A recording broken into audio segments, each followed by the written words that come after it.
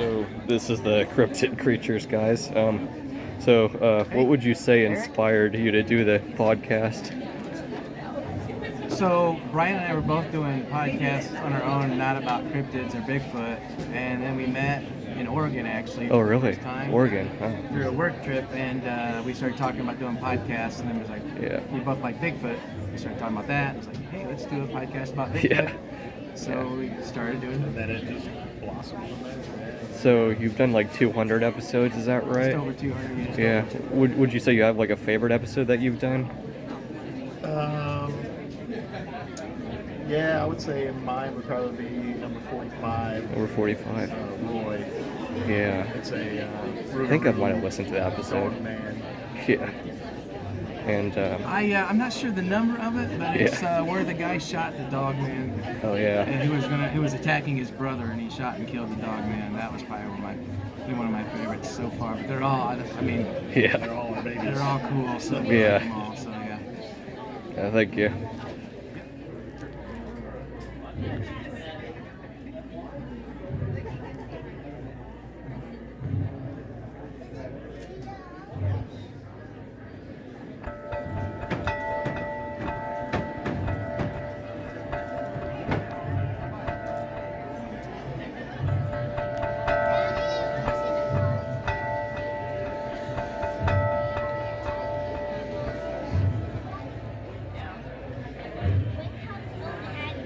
So you guys are from northern Kentucky.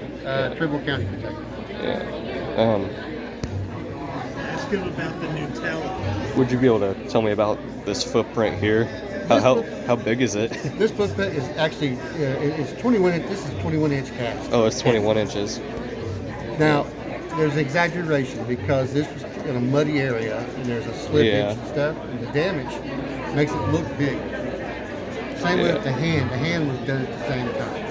Yeah. But where you put the weight of the hand down on the mud, it'll move a little bit and enlarge it. So there's exaggeration in that too. But this guy here actually walked up with his hands casting on this. Yeah. What's this one over here? Which one's that? This one, I cast this one here about 3 weeks ago. Oh, 3 weeks ago. Yeah, this is an original. These ain't copies. It's a half cast because the ground was so hard. I only was able to get the part, and you only got these digits. Yeah. It's got 1, 2, 3, 4, 5. And I'm the type of guy, if it looks like a print, I'm going to cast it. Yeah. If it doesn't come out right, What kind of plaster do you use? Huh? What kind of plaster do you use? I use a mix of hydrocal and plaster coats. Yeah. Because I want to mix out. Yeah. So I get more casting. And they stay hard. It's just like yeah.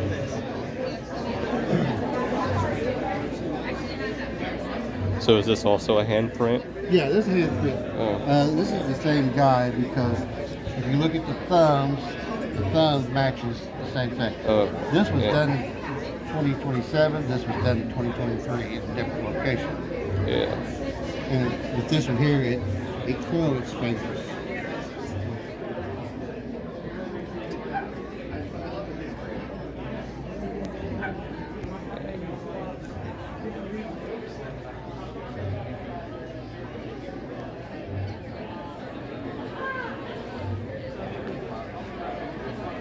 So, I was wondering how many different places you've been to in Indiana.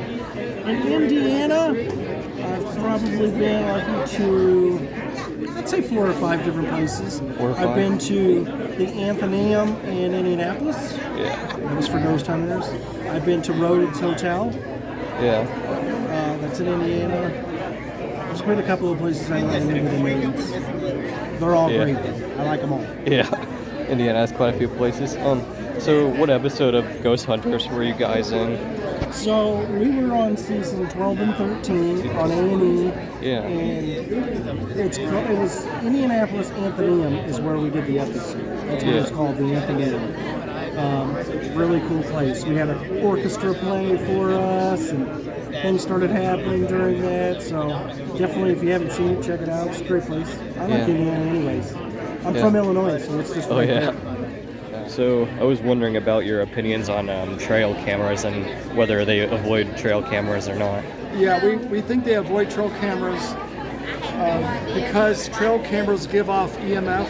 Yeah. A lot of animals can sense EMF. Electromagnetic force, right?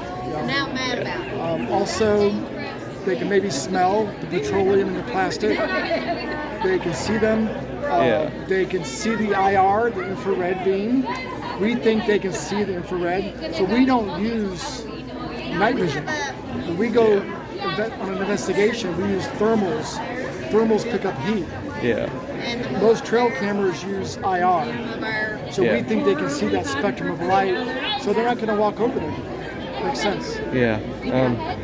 Do you have any guesses as to how good their hearing would be? Do you think it would be like between cats and dogs? I would think it'd be pretty good. Yeah, they have pretty high vocals, and I think like usually animals with higher vocals tend to have better their hearing. hearing's better. Yeah. All their senses are better. Maybe even their sixth sense could be better. Yeah. So they've adapted, I think, over thousands of years. Their senses are far superior than our senses. Yeah. Ours are diminishing. We use technology, phones. Yeah. And, you know, Yeah, I we guess watch it's kind of like movies domestication, you know? and video games. And we are getting lazy. Yeah. They rely on their senses for their survival. Yeah. That's true. Yeah, well, thank you. You're welcome. And then these two tracks were featured on Finding Bigfoot. Oh, wow. They came out and did an investigation in the area, found a lot of evidence. It was What's a really the good time. size of this? Is this like 15-ish inches? Yeah, it was about 14 and a half. 14 and a half. Yep, and it was a left and a right foot. You can see how big and wide the ball of the heel was on that foot. Yeah. And you see the width of the toes and how far the foot splay was with that foot. Then these were found a couple miles away from these tracks in an area that was off limits to people for private property. State property, government. State property. Yep. Yeah. And these were out near a watershed is where they were. Yeah, watershed. And so. Would you say this might be a mid-tarsal break here? Yeah. That's exactly what you're looking at. So, what about these? These came from a site that we call Wineberry. It's one of our locations that we do a lot of research in. It's been featured on Paranormal Horizons. We've also got several YouTube videos up on our channel about this location. Yeah. These tracks were found over a period of 3 years, and we're pretty confident that these two tracks came from the same individual because the heel mark and the heel mark line up almost exactly with where the toes are. This is the big toe and that's the big toe. The positions are almost identical. Yeah. But It's really plausible interesting. that this is the same creature that we've cast twice.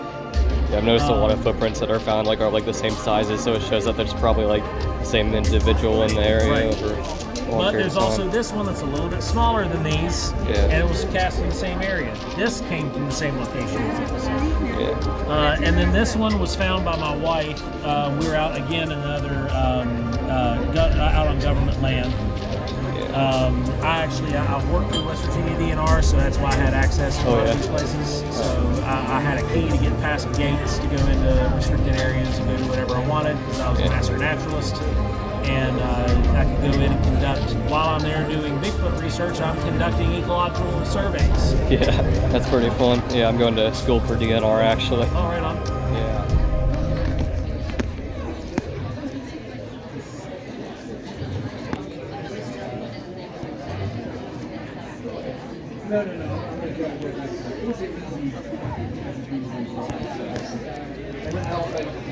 Hell, the Frogman one.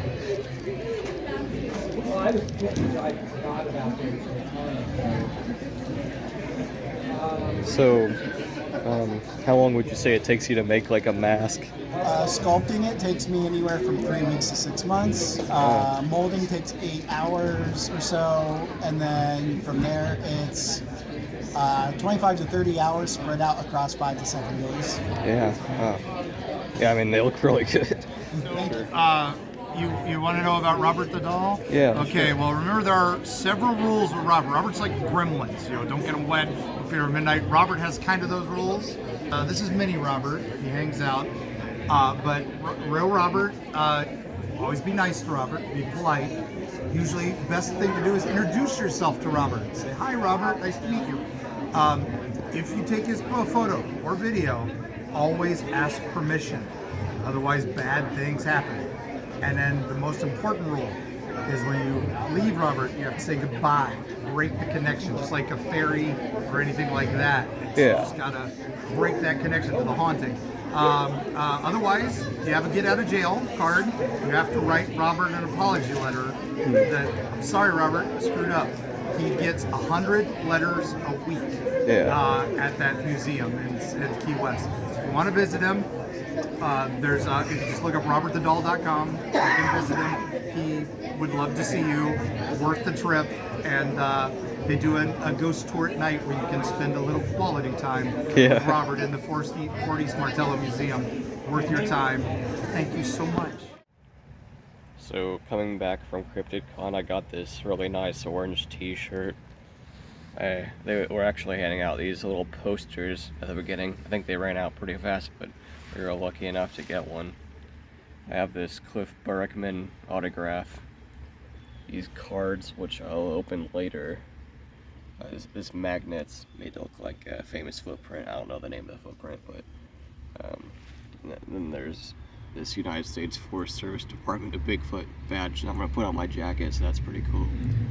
Also, I got this slingshot here, which I could probably use since I go hiking all the time, so I'm gonna go ahead and test that out. See the range on it.